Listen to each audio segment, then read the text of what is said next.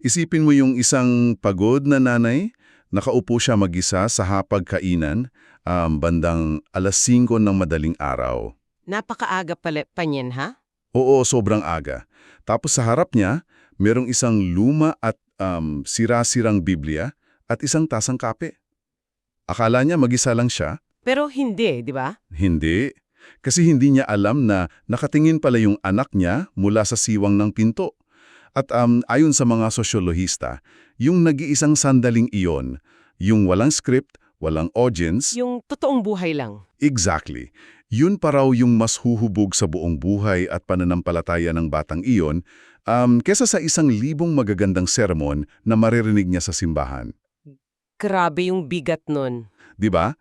Kaya kung nakikinig ka ngayon at nagtataka ka kung paano ba talaga na ipapasa yung malalalim na paniniwala natin mula sa isang henerasyon patungo sa susunod, nasa pamang lugar ka. Dahil iyan mismo yung focus ng ating malalim na pagsisiyasat ngayon, titingnan natin yung bagong librong inilabas ngayong buwan, Mayo 2026.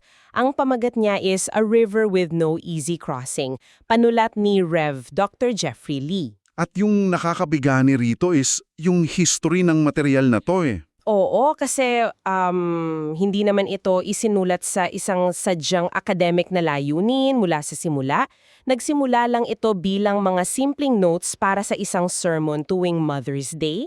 So notes lang talaga siya initially. Oo, notes lang. Pero matapos pumanaw yung sariling ina ng author, yung mga talang iyon ay unti-unting lumalim. Naging isang buong libro siya na pinaghalong personal memoir, malawak na pananaliksik sa sosyologiya at pagsusuri. Pagsusuri sa mga characters sa Biblia, right?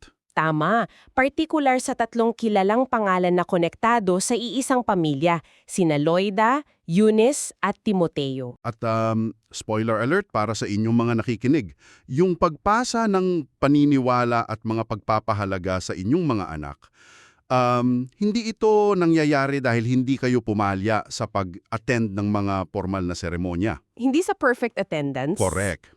Hindi ito nangyayari dahil memorize nila lahat ng kanta o programa. Nangyayari ito sa mga magulo, tahimik, paminsan-minsan nakakainis at pinaka-ordinaryong bahagi ng araw sa loob mismo ng bahay ninyo. Sa loob mismo ng bahay. Kaya, okay, himayin natin ito. Bago natin pag-usapan kung paano nagiging matagumpay yung pagpasa ng pananampalataya, magsimula mula tayo sa kung paano ito madalas sumasablay. Sige, magandang starting point yan. Kasi nabasa ko yung tungkol sa email na natanggap ng author at sobrang sakit nun para sa kahit na sinong magulang. Inilarawan kasi ng author na isang hapon nagbubukas siya ng mga email sa opisina niya, tapos may isang mensahe mula sa isang ina na punong-puno ng pagkalito. Anong sabi nung nanay? Sabi niya, "Pastor, dinala namin yung aming anak sa simbahan tuwing linggo, walang palya mula nung ang bata pa siya. As in every Sunday. Every Sunday. Pero ngayon na nasa koleryo na siya, sinasabi niyang wala na siyang pakialam sa anumang pananampalataya. Saan kami nagkamali?" Wow!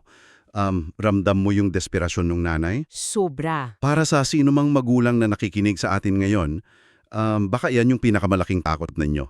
Yung pakiramdam na ginawa mo naman lahat ng nasa checklist, di ba? Oo, yung nagbihis kayo ng maayos tuwing linggo. Nagdasal bago kumain, iniwasan yung mga bisyo, tapos biglang sa isang iglap, tatalikuran ng anak mo ang lahat ng iyon. Parang nasayang yung 20 taon ng pagtuturo. At para masagup yung bigat ng tanong na iyon, ibinalik ng author yung diskusyon sa pinaka-original na disenyo. Kung paano ba talaga ipinapasa yung paniniwala. Yung Deuteronomio 6.7, tama ba? Oo, ginamit niya yung Deuteronomio 6.7. Kasi hindi idinisenyo ang pananampalataya bilang isang event na nangyayari lang minsan sa isang linggo. Isang beses na pinupuntahan lang. Correct! Sinasabi sa tekstong iyon na dapat itong pag-usapan kapag nakaupo sa bahay, naglalakad sa daan, nakahiga at bumabangon. Nakaupo, naglalakad, nakahiga, bumabangon. At kung mapapansin natin, walang nabanggit na templo o simbahan sa talatang iyon. Sinasabi roon na hindi ipinagkatiwala ng Diyos ang pangunahing pagtuturo sa mga bulletin board ng mga institusyon. Saan niya ipinagkatiwala? Ipinagkatiwala niya ito sa hapagkainan. Grabe. Yan yung 4 na sandali na bumubuo sa bawat ordinaryong araw ng buhay natin.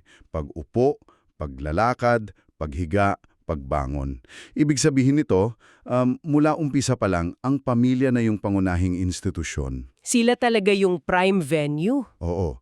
At may 4 na katangian daw yung pamilya na hinding-hindi kayang kopyahin ng kahit na anong paaralan o simbahan. Kaya gusto kong himayin natin to ng mabuti. Kasi madaling maglista ng mga terms. Pero paano to nangyayari sa totoong buhay? Sige, isa-isahin natin. Halimbawa, yung una, tinawag niyang dailiness o yung araw-araw na presensya. Paano nito naiimpluwensyahan yung utak ng bata? Kapag sinabi nating dailiness, ang pinag-uusapan natin dyan is yung mismong pag-wire o paghubog sa utak ng bata sa pamamagitan ng dalas o repetition. Paulit-ulit na nakikita. Oo. Sa isang simbahan, gaano man kagaling yung guro, nakakasama lamang ng bata ang taong iyong marahil 1 o 2 oras tuwing linggo. Right. Linggo lang. Ngunit sa bahay, nandyan yung tuloy-tuloy na pakikipag-ugnayan mula paggising hanggang sa pagtulog. Nakikita ka ng bata kapag masaya ka, kapag tinatamad ka, kapag nagluluto ka. Walang taguan. Wala. Ang mga kaisipang nakikita nilang ginagawa at isinasabuhay araw-araw, iyon yung nagiging normalidad sa utak nila. Ito yung nagiging default setting nila sa buhay. At doon mismo papasok yung pangalawang katangian, di ba? Yung realness o yung pagiging totoo at walang filter. Paano mo i-describe yung realness? Kapag nasa labas tayo, nakasuot tayo ng ating pinakamagandang damit, may ngiti tayo, pero kapag dumating na yung bill sa kuryente, Nako, dyan na magkakaalaman. o kaya kapag nabangga yung sasakyan ninyo o nawalan ng trabaho yung isa sa inyo, paano kayo mag-react? Yun yung realness. Nakikita ng anak mo kung totoo ba yung pananampalataya mo kapag nasa krisis na kayo. O baka nagpapanik ka rin gaya ng taong walang pinaniniwalaan. Oo nga no. At yung dalawang natitirang katangian ay sumusuporta dyan. Yung emotional access at spiritual authority. Bakit emosyonal bago intelektual? Dahil bago mo makuha at makumbinsi ang isip ng isang bata na maniwala sa isang konsepto, kailangan mo munang hawakan yung puso niya. Puso muna bago isip. Tama. Ang magulang yung nag-aalaga kapag nilalagnat yung bata. Ang nagpapatahan kapag umiiyak, nagpaparamdam ng kaligtasan. Kaya mas nakikinig sila sa magulang. Oo. Mas madaling tanggapin ng bata yung itinuturo ng taong nagpuyat para sa kanya kesa sa estranghero na nagle-lecture sa harap ng klase. At dahil sa lahat ng ito, nagkakaroon ng spiritual authority yung magulang. Ibang level ng authority yun, ha? Ito yung authority na natural na ibinigay. Hindi ito inihalal o ibinoto. Alam mo, kung titingnan natin yung bigat ng 4 na katangiang ito, yung dailiness, realness, emotional access, at spiritual authority, maihain tulad ko yung pagpunta lang sa simbahan tuwing linggo sa pagkuha ng isang gym membership. Gym membership? Oh wow, paano yun? Isipin mo ito, maaari kang magbayad ng mahal na membership, maaari kang magsuot ng magandang gym clothes, tapos magpakita sa gym para magbuhat ng weights ng 1 oras. Minsan sa isang linggo. Oo, minsan sa 1 linggo. Pero kung mula Lunes hanggang Sabado, puro junk food ang kinakain mo sa bahay araw-araw, Hindi ka natutulog ng maayos. correct. Kulang ka sa tulog, nakaupo ka lang maghapon habang nanonood ng TV, hindi ka magiging malusog. Yung pawis mo sa 1 oras sa gym, imposibleng kayang burahin o bawiin yung 160 oras ng maling pamumuhay at desisyon sa loob ng bahay. Ang ganda nung analogiyang yun. Ganon din sa pananampalataya, di ba? Ganun na ganun. Ipinapakita niya na yung kapaligiran sa bahay, yung tunay na nagdidetermina ng kalusugan, physical man o espiritual. So, supplemental lang pala yung simbahan? Oo, naroon lang ito para magbigay ng karagdagang nutrisyon o gabay, ngulit hindi ito makakabawi para sa isang nakakalasong kapaligiran sa loob ng tahanan. Nakakalason, grabe. At nag-iwan ito sa atin ng isang mahalagang katanungan. Kung sa bahay nangyayari yung tunay na paghuhubog, ano ba talaga yung dapat na nakikita at nararamdaman ng mga bata sa loob ng bahay para maging matagumpay ito? Para masagot iyan, dadalhin tayo ng author sa konsepto ng pamumuhay na walang maskara. Titignan natin ngayon yung kwento ni Loida, Eunice at Timoteo. Yung sikat na pamilya sa New Testament? Oo, para sa inyong mga nakikinig na hindi pamilyar, i-highlight ko lang, sila yung kaisa-isang tatlong henerasyong linya ng pananampalataya ng mga kababaihan na tahasang pinangalanan sa Biblia. Ang lola, ang ina, at ang apo. Tama. Ngunit ang hindi alam ng marami na ipinaliwanag ng malinaw sa libro, ang pamilyang ito ni Timoteo noong unang siglo ay itinuturing na isang broken home. Wait, broken home sila? Oo, at mahalagang maunawaan natin yung konteksto ng lipunan noong panahon nila, di ba? Oo, kasi ang ama ni Timoteo ay isang Griego na hindi nananampalataya. So magkaiba sila ng paniniwala. Magkaiba. At noong unang siglo, yung patriarkal na sistema ang nasusunod. Ang relihiyon, tradisyon at batas ng padre de pamilya, yung siyang nagtatakda ng buhay para sa buong kabahayan. So yung tatay ang nasusunod sa lahat. Dapat. Kaya kung pagbabasehan natin ang sosyolohiya ng panahon na iyon, ang pananampalataya ni Timoteo ay hindi dapat sumibol. Mamamatay dapat agad. Dapat sana namatay na bago pa man magsimula nadaganan ng kultura ng kanyang ama. Ngunit nag-apoy at lumago ito dahil may dalawang babaeng tahimik na nagpanatili nito araw-araw. Sina Loida at Eunice. At dito na nagiging technical, ngunit napakaganda ng paglalarawan ni Apostol Pablo. Ginamit niya yung particular na Griegong salita na anipokritos. Anipokritos. Oo, upang ilarawan ng pananampalataya ni Eunice, ang ina ni Timoteo. Yan yung salitang nagpapago sa pananaw ko eh. Paano ba natin hihimayin itong konsepto ng anipokritos? Bakit hindi na lang simpleng tapat o malakas yung ginamit niya? Kung babalikan natin yung sinaunang teatro ng mga Griego, yung mga aktor na nagtatanghal sa malalaking amphitheatro ay tinatawag na hypocrites. Hypocrites. Oo, sila yung mga umaarte na nagsusuot ng malalaking maskara na may iba't ibang ekspresyon. Minsan nakangitin ng malapad, minsan umiiyak ng sobra. Para makita mula sa malayo. Tama, upang magpanggap na ibang tao at makita ng mga manunood kahit nasa malayo pa sila. Dito nagmula yung salitang hypocrite o ipokrito. Ngayon, sa wikang Griego, kapag nagdagdag ka ng unlaping a o an, binabaliktad mo yung ibig sabihin nito. Katumbas ng wala. Correct, katumbas ng wala. Kaya ang anupokritos ay literal na nangangahulugang walang maskara. Sinasabi ni Pablo na si Eunice ay hindi isang aktor. Wala siyang suot na maskara. Wala siyang suot na maskara ng pagiging perpekto kapag humaharap sa anak niya. Ang pananampalataya niya ay totoo kahit nasa kusina, sila ay hindi lang kapag nasa labas at may mga taong nakikinig. At iyan mismo yung nakita ng author sa kanyang sariling ina. Ikinuwento niya yung dalawang napakalakas at personal na alaala. Ano yung una? Yung una, nung bata pa siya, madaling araw siyang nagising para uminom niyang tubig. Nakita niya yung ilaw sa kusina. Pagtingin niya mula sa malayo, naroon ang kanyang ina, 5:00 ng umaga, nagbabasa ng Biblia at tahimik na nagdadarasal. Walang ibang nakakakita? Walang ibang nakakakita. Hindi alam ng ina niya na may nanunood sa kanya.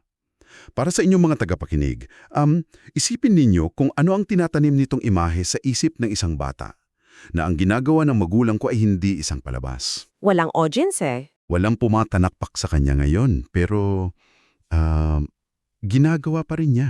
Sinasabi ng pananaliksik na sinipin ng author na yung mga sandaling hindi alam ng magulang na pinamamasdan sila, iyon yung mga sandaling may pinakamalalim na impluensya sa bata. Oo nga no, kapag inobserve ka lang secretly. At ipinapaliwanag din nito yung kabaliktaran. Ayon sa datos, ang pinakamalaking dahilan kung bakit iniiwan ng mga kabataan yung pananampalataya nila kapag tumuntong na sila sa kolelyo? Hindi ba dahil sa barkada? Hindi dahil sa presyo ng mga kaibigan o dahil nakakaboring yung simbahan.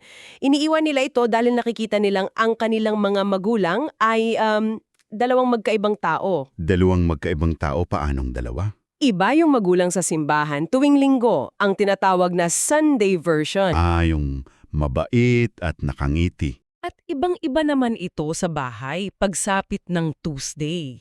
Ang Tuesday version, kung saan madaling magalit, mapanghusga, o nagbibitaw ng masasamang salita. Grabe, ang sakit naman ng Tuesday version. Kasi yung pagkukunwari, yan yung lason na unti-unting pumapatay sa pananampalataya ng susunod na henerasyon. Teka, wait lang. Gusto kong mag-pushback at hamunin yung konseptong ito para sa mga magulang na nakikinim sa atin ngayon. Sige, paano? Kasi madaling sabihin na dapat maging walang maskara, di ba? Pero teka, sa realidad ng buhay pamilya, lalo na sa kultura nating mga Pilipino at Asyano, kung saan yung respeto sa nakatatanda ay napakahalaga, hindi ba nakakatakot na ipakita yung kahinaan sa anak? Yung fear of losing authority. Oo. Parang kapag inamin ng nanay o tatay na nagkamali sila, bumabagsak yung otoridad nila. Paano kung mawala ng respeto yung mga bata dahil nakita nilang hindi naman pala perpekto ang mga magulang nila? Isang napakatalinong pag-uusisa yan. Ngunit kabaligdaran ng sinasabi ng mga datos at ng mismong karanasan ng author. Dito papasok yung pangalawang kwento niya. Ano yung nangyari sa pangalawang kwento? Isang araw daw, nagkaroon ng napakainit na pagtatalo sa loob ng kanilang bahay. Puno ng sigawan, mabibigat na salita. Standard na away pamilya? Oo. Tapos kinagabihan, nang humupa na ang lahat, pumasok ang kanyang ina sa kwarto niya. Umupo ito sa gilid ng kanyang kama, tumingin sa kanya at sinabi, "May mga nasabi si mama na hindi dapat, mali ako, patawarin mo ako." Wow. Ang hirap sabihin nun para sa isang magulang. Mahirap. Pero pinapatunayan ng sikolohiya na ang mga bata ay may kakayahang tanggapin at mahalin ang isang magulang na hindi perpekto. So hindi nila kailangan ng perfect parents? Hindi. Ang hindi nila kayang tiisin ay ang magulang na nagpe-perform at hindi umaamin ng pagkakamali. Ang tatlong salitang, "ako ay mali," ay hindi nag-aalis ng respeto. Ano yung nagagawa niya? Pinapatunayan nito sa anak na pareho silang magulang at anak na sumasaalay lam sa iisang pamantayan ng katotohanan. Mas nagkakaroon ng tunay na espiritual na otoridad yung pag-amin kesa sa anumang mahabang sermon. Iyan marahil yung pinakamahirap pero pinakamagandang pwedeng gawin ng isang magulang. Para sa mga nakikinig sa atin ngayon na may mga anak, isipin ninyo yung sarili ninyo kapag Tuesday night. Yung pagod na pagod ka na. Oo. Yung araw na grabe ang traffic tapos ang daming bayarin, pagod na pagod kayo mula sa trabaho, at bigla kayong nasungitan yung anak ninyo. Ang pagbabalik sa kanila para sabihing, "Mali ako," iyon pala yung mismong nagtatayo ng tulay para tumibay yung paniniwala nila. Iyon ang mismong tulay. Ngunit ang pasaning ito, yung bigat ng pagiging totoo araw-araw na walang maskara, ay madalas bumabagsak ng husto sa isang tao sa pamilya. Oo, at ito yung bahagi kung saan nagsasalita na yung agham at statistika tungkol sa mga ina at lola. Ano yung sinasabi ng data? Ayon sa isang masusing 40-taong pag-aaral na isinagawa ng sosyologong si Vern Bengston, na lalo pang pinagtibay ng datos mula sa Barna Research, iisa ang sinasabi ng siyensya at ng Biblia. Ano yun? Ang ina, ang pinakamatatag, pinaka-impluensyal at pinakamatibay na daluyan ng pananampalataya sa loob ng isang bahay. Wow, mga nanay talaga ang bida. Isipin mong mabuti itong number na to. 85% ng magiging trajectory o direksyon ng pananampalataya at pagpapahalaga ng isang tao. Wait, 85%? Yes, 85%. Ito ay tuluyang nabubuo at naihuhulma bago pa man siya magdiwang ng kanyang 13 kaarawan. Grabe.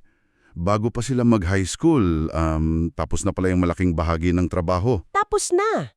At sa critical na panahong iyon, ang ina ang itinuturing na pangunahing puwersa. 85%. Kaya pala ganun na lang katindi yung pagkapit ng author sa mga alaala ng ina niya.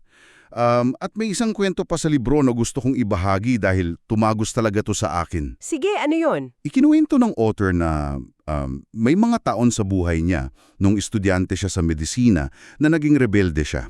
Tinalikuran niya lahat ng itinuro sa kanya. Oo, naglayo siya. Tapos isang araw, matapos yung napakahabang panahon ng panlalamig, umuwi siya sa kanila. Pumasok siya sa bahay, handa na sana siyang makatanggap ng matinding sermon.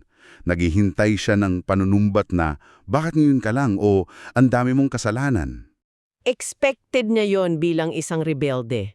Oo, ngunit sa halip na husgahan siya, tiningnan lang siya ng kanyang ina mula sa kusina at sinabing, nakabalik ka na, gutom ka ba?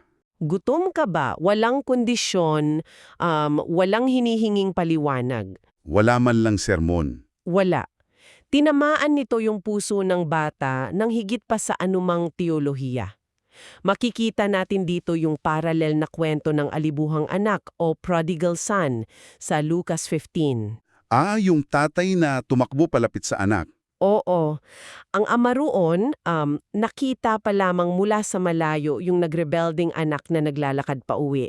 Hindi niya ito hinintay para sitahin. Tumakbo siya para salubungin ito, yakapin at bigyan ng malaking handaan. Hindi siya nagtanong kung saan napunta yung pera. Ganon din yung ipinakitang grasya ng ina ng author sa pamamagitan ng pag-aalok ng pagkain, ang unconditional love o pagmamahal na walang kondisyon. Ito yung pinakamatabang lupa kung saan maaring muling tumubo yung isang namatay na pananampalataya. Nakakapanindig balahibo yung lalim ng pasyensyang hinihingi niyan. Pero hindi lang mga ina ang may bitbit nitong napakabigat na tungkulin, di ba? Nariyan din ang mga lola. Oo, yung napakahalagang papel ng mga lola na tulad ni Loida, kanina ipinaliwanag natin yung anepokritos. Ngayon, gusto kong himayin mo yung Griegong salita na ginamit ni Pablo para partikular na ilarawan si Loida. Ginamit ni Pablo ang salitang mami. Mami, ano bang pinagkaiba niyan sa ordinaryong salita para sa lola? Hindi ito yung formal, seryoso at malamig na salita para sa isang lola sa sinaunang Griego. Isa itong napakalambing na termino. Kumbaga sa atin, parang pagtawag na ng namita o lola na punong-puno ng yakap at kalinga. So, affectionate siya talaga? Sobra. Ipinapahiwatig ng salitang ito na ang connection ni Loida kay Timoteo ay hindi dahil obligado siyang mag-alaga bilang nakatatanda, Kundi dahil mahal niya. dahil sa matinding pagmamahal. At dito natin makikita kung paano sinusuportahan ng evolutionaryong antropolohiya ang disenyo ng Diyos. Antropolohiya. Paano pumasok yun? Sa pamamagitan ng tinatawag na grandmother hypothesis, ipinaliwanag ng teoryang ito na yung evolutionaryong dahilan kung bakit nabubuhay ng mga babae ng napakahaba. Kahit lagpas na sa reproductive age? Oo, kahit lumapas na ang kanilang reproductive years, nabubuhay sila ng mahaba upang makapag-invest sila ng kanilang oras, lakas at naipong karunungan sa pagpapalaki at paggabay sa mga apo sa susunod na henerasyon. Teka lang, paano naging sadyang evolution yun? Sigurado ba yung mga anthropologist na nabubuhay ang mga lola ng matagal, specifically para magpasa ng kultura at paniniwala? Hindi ba maaaring biological coincidence lang yan? Hindi raw ito simpleng aksidente ng biology. Sa mga pag-aaral ng evolusyon, ipinapakita lang ang presensya ng isang lola na nag-aalaga sa mga apo ay nagpapataas ng survival rate ng mga bata. Mas nagsusurvive ang may lola? At nagpapalawak din ito ng kainang emosyonal na katalinuhan. Pinalaya ng kalikasan ang mga lola mula sa physical na demands ng direktang pag-anak upang maging tagapag-iingat at tagapasa ng kwento at kaluluwa ng pamilya. Wow! Parang naging keeper of the family soul sila. At kung iuugnay natin ito sa mga pag-aaral ng sosyolohong si Bengston na nabanggit natin kanina, Yung 40-year study. oo, ipinakilala niya ang konsepto ng skip generation transmission. Paano nangyayari yung pag-skip ng generation na iyan?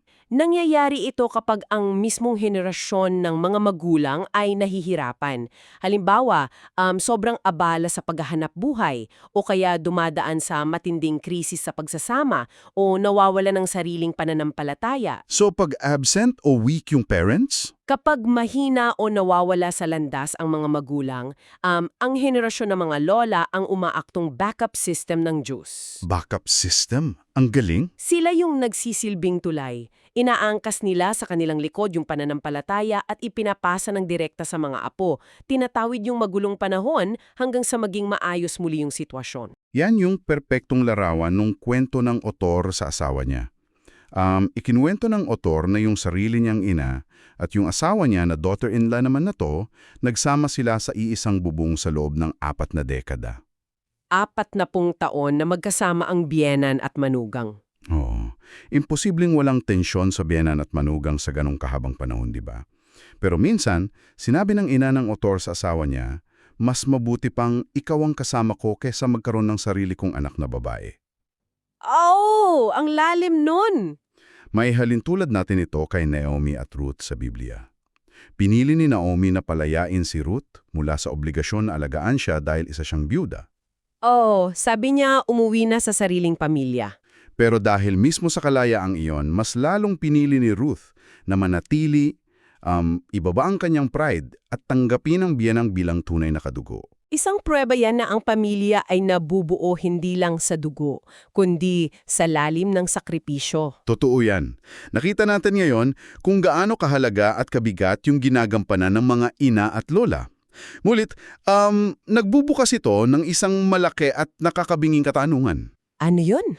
Nasaan ang mga ama habang nangyayari ang lahat ng malalim na paghuhubog na ito? At iyan ang isang napakasakit ngunit kinakailangang talakayin. Ang pagkawala o hindi paglahok ng mga ama sa espiritual na paghuhubog sa loob ng tahanan. May personal experience din ba yung author dito? Meron, ibinahagi ng author yung pinakamalalim na alaala niya tungkol sa sariling ama na isa palang sikat at matagumpay na pastor. Oh, pastor palang tatay niya. Sabi ng author, merong siyang higit sa 80 iba't ibang litrato ng ama niya habang nangangaral sa malalaking pulpito, nakasuot ng maayos, tinitingala, at hinahangaan ng daang-daang tao. Pero hindi yung pastor sa stage ang alaala na babaunin ng author hanggang sa pagtanda niya, di ba? Gusto kong pabagalin natin itong kwentong ito. Sige. Nangyari ito noong panahon na ang author ay isang rebelding estudyante. Tinalikuran niya ang pamilya niya. Araw-araw, tuwing madaling araw, lalabas siya ng kanyang kwarto para umalis. Tapos, anong nadadatnan niya? Araw-araw din, pagbukas niya ng pinto, madadatnan niya ang kanyang sikat na ama, ang taong pinapalakpakan ng marami sa labas, nakaluhod sa malamig na sahig sa labas mismo ng pintuan niya. Nakaluhod talaga? Nakayuko at tahimik na nagdadasal para sa kanya. Sabi pa niya, araw-araw hinahakbangan ko ang tatay ko makalabas lang. Can you imagine the ego death required for that? Grabe yung sakripisyo ng ego doon. Isang lalaking puno ng impluensya sa labas, hinahayaan niyang literal na hakbangan siya ng sarili niyang anak sa bahay nila, makapagdasal lang, kaysa sa sermon. Ngunit nagbabala din ng author Thorne na hindi lahat ng sitwasyon ay ganito. Ibinahagi niya na may 3 uri ng father absence o pagliban ng ama sa pagpapalaki. Ano-ano yun? Uma, yung physical na pagliban. Nangyayari ito dahil sa hiwalayan o pagtatrabaho ng malayo upang kumita para sa pamilya. Ikalawa, ang emosyonal na pagdiban. Emosyonal. Paano ito nakikita sa bahay? Ito ay kapag ang ama ay physical na naroon, kasabay kumain, nakaupo sa sala, pero hindi konektado ang kanyang isip at puso sa mga nararamdaman ng asawa at anak, abala sa sariling mundo. Paano naman yung pangatlo? Ang ikatlo ay ang spiritual na pagliban. Ito yung mga amang mabubuting tao naman, nagsisilbi minsan sa simbahan, nagtatrabaho ng marangal. Pero may kulang. Ngunit pag-uwi sa bahay, iniaasa nilang buong-buo sa asawa ang pagdadasal, ang pagdidisiplina sa ugali at ang pagtuturo ng pananampalataya. Dinidelegate nila sa mga nanay. Oo, kapag nakikita ito ng mga bata, ang natututunan nilang mekanismo ay ang relihiyon ay para lang sa mga nanay o kaya ang pananampalataya ay isang libangan lang, hindi ito pundasyon ng pagiging isang lalaki. Kapag naririnig ko yan, naaalala ko yung nakakatakot na babala mula sa kwento ni Eli sa Biblia. Yung high priest. Oh, isang taong napakahusay, isang mataas na pari na nagpapatakbo ng templo, inigagalang ng buong lipunan, ngunit bigong-bigo siyang disiplinahin ang sarili niyang pamilya. Hinayaan niya yung mga anak niyang gumawa ng masama, 'di ba? Hinayaan niyang magpakasama ang mga anak niya. Kaya hinatulan siya ng Diyos. At ito ang gusto kong idiin. Hindi siya pinarusahan dahil may nakawin siya o ginawa siyang masama sa templo. Hinatulan siya dahil sa kanyang pananahimik sa loob ng sarili niyang bahay. Nakita niya ang mali, pero wala siyang ginawa. Isang napakabigat na katotohanan yan. At para paalalahanan ng lahat ng henerasyong tungkol dyan, ano ang huling-huling pangungusap ng Lumang Tipan? Sa Malakias, di ba? Matatagpuan natin yan sa Malakias 4.6. Bago yung 400 na taong katahimikan, bago ang bagong tipan. Ang huling propesiya ng Diyos ay hindi tungkol sa pagtatayo ng mas malaking templo o pagpapabagsak ng imperyo. Ano yung huling sinabi niya? Ang sabi niya, ibabaling niya ang puso ng mga ama sa kanilang mga anak at ng mga anak sa kanilang mga ama para hindi niya isumpa ang lupa. Pag-aayos ng pamilya ang huling habilin niya. Ramdam mo yung importansya noon sa puso ng Diyos. Pero habang pinag-uusapan natin ito, gusto kong tanungin nito para sa mga partikular nating tagapakinig. Sige, ano yon? Paano naman yung mga nakikinig sa atin ngayon na lumaki na talagang walang ama sa kanilang tabi mula pa nung umpisa?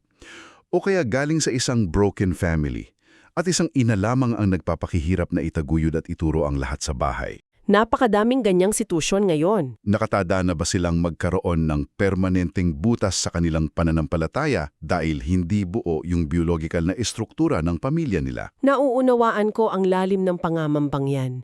Ngunit, ang sagot ng author ay nagdadala ng napakaliwanag na pag-asa. Ang sirang pamilya ay hindi nangangahulugan ng sirang tadhana. Wow! Sirang pamilya ay hindi sirang tadhana. Nagbubukas ito ng isang mahalagang tanong tungkol sa tunay na papel ng komunidad at ng simbahan.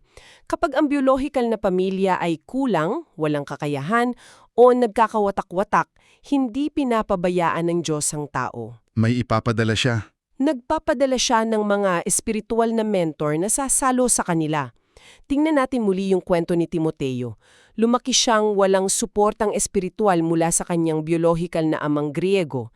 Kaya sino ang ipinadala para punan ng kakulangan niyon? Si Apostol Pablo. Si Pablo.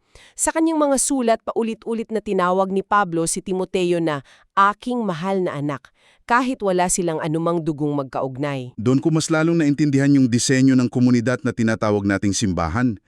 Hindi pala ito isang event na pinupuntahan para lang makinig ng kanta o magandang sermon tuwing weekend. Hindi lang siya simpleng gathering. Dinisenyo talaga ito bilang isang pisikal at emosyonal na bahay para sa mga nauhila at mangungulila. Tulad nga ng sinasabi sa awit 68, 5-6, ang Diyos ay Ama ng mga ulila at tagapagtanggol ng mga balo. Inilalagay niya sa isang pamilya ang mga nag-iisa. Walang sinumang tagapagtaguyod ng pananampalataya ang sapat ng mag-isa. Kailangan natin ng isa't isa. Kung ibubuod natin ang buhay ni Timoteo sa tatlong mahahalagang tao, si Loida, ang lola, ang nagbaon ng mga malalalim na ugat. Si Eunice, ang ina, ang nagbibigay ng pang-araw-araw na pataba at kalinga sa kusina. At si Pablo. Ngunit si Pablo, ang espiritual na mentor na dumating mula sa labas, ang nagbigay ng pakpak kay Timoteo upang tuparin ang kanyang tawag. Pare-pare ang kinakailangan ng tatlong ito para mabuo ang isang tao. Grabe nakakamangha kung paanong naitahi at naugnay ng otoridad ang lahat ng iyon sa realidad nating lahat ngayon. Napaka-practical niya eh. Kung ilalagom natin ang lahat ng tinalakay natin sa buong masinsinang pag-uusap na ito, ito ang pwede mong iuwi at baunin. Ang pagpasa ng ating pananampalataya, tradisyon at pagpapahalaga ay hindi isang formal na seremonya o isang test na pinapasa natin minsan lang. Isa itong patuloy na tindig araw-araw. Nakikita ito sa mga nanay na nagdarasal ng mag-iisa sa madaling araw sa hapagkainan habang pira-piraso na ang kanilang Biblia. Nakikita ito sa mga lola na walang pagod na nagiging tulay kapag ang mga magulang ay nawawala sa landas. At sa mga tatay. At nakikita ito sa mga tatay na pinipiling lunukin ang kanilang pride at lumuhod sa sahig sa lapas ng kwarto ng anak kaysa magtaas ng boses para lang patunayang tama sila. At higit sa lahat, alam natin na anumang kakulangan mula sa ating bilang mga tao ay pinupunan ng mas malaking komunidad ng pananampalataya. Kaya para sa iyo na nakikinig sa amin ngayon, gusto kitang diretsyong kausapin at tanungin. Isipin mo yung ilog ng pananampalataya na dumadaloy mula pa sa pinakaunang henerasyon hanggang sa kinatatayuan natin sa kasalukuyan. Nasaan ka nakatayo sa ilog na ito ngayon? Ikaw ba ang nasa pinagmulan? Ibig sabihin, baka ikaw palan ang unang nanampalataya sa inyong buong pamilya at wala kang ideya kung saan dadalhin ng agos na ginagawa mo ang susunod na henerasyon. O baka naman ikaw ang tulay sa gitna? Oo, isang kamay mo ay mahigpit na nakakapit sa lumang tradisyon at pananampalataya ng iyong mga magulang, habang ang kabilang kamay mo naman ay hirap na inaakay ang matitigas ang ulong anak mo, patawid. O baka ikaw yung tumatanggap ng baton? Baka ang dahilan kaya ka nakatayo ng maayos ngayon at may magandang buhay ay dahil sa mga luha at tahimik na pananalangin ng mga lolo at lola mo na nauna sa iyo. Mga panalangin baka hindi mo man lang nakilala ng lubusan. Kahit saan mang bahagi ng ilog na iyon, may pangalan mo. May bahagi ka at may layunin kung bakit ka inilagay dyan. Bago tayo tuluyang maghiwalay, gusto kitang iwanan ng isang huling imahe na pag-iisipan at isa sa puso mo. Nabanggit kanina ng author ang tungkol sa luma at sira-sirang Biblia ng kanyang yumaong ina. Yung madaling araw niyang binabasa. Oo, nang buklatin niya ang pabalat nito, nakita niya ang mga pahinang puno ng marka, mga luhang natuyo, at mga linyang sinalungguhitan gamit ang iba't ibang kulay ng ballpen na naisulat sa magpakaibang dekada ng buhay ng nanay niya. Parang may timeline. Parang itong mga tree rings o bilog sa loob ng isang puno na nagpapakita ng panahon ng matinding tagtuyot at malakas na ulan, ng mga matitinding pinagdaanan at luha ng kanyang ina na nilagpasan nito ng mag-isa at walang nakakatingin. Tahimik na katibayan. Kaya isipin mo ito para sa sarili mong pamilya na yon. Pagkalipas ng maraming dekada mula ngayon, kapag tapos na ang panahon mo at nag-aayos na ang mga anak o mahal mo sa buhay ng mga naiwan mong gamit, anong ordinaryo at pisikal na bagay sa loob ng bahay ninyo ang makakahanap at tahimik na magkukwento sa kanila kung ano ba talaga ang pinahalagahan mo noong akala mo'y walang ibang nakakatingin. Maraming salamat sa pagsama sa aming malalimang pagsisiyasat ngayon. Hanggang sa muli, keep diving deep.